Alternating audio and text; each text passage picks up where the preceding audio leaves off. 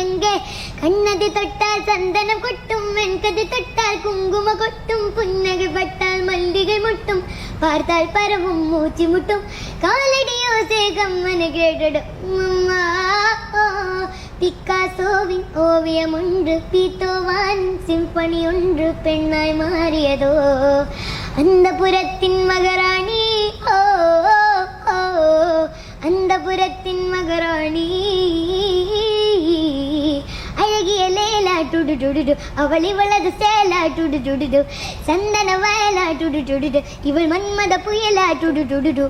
அழடா பூவின் மாநாடா அழகுக்கு இவள் தான் தானாடா.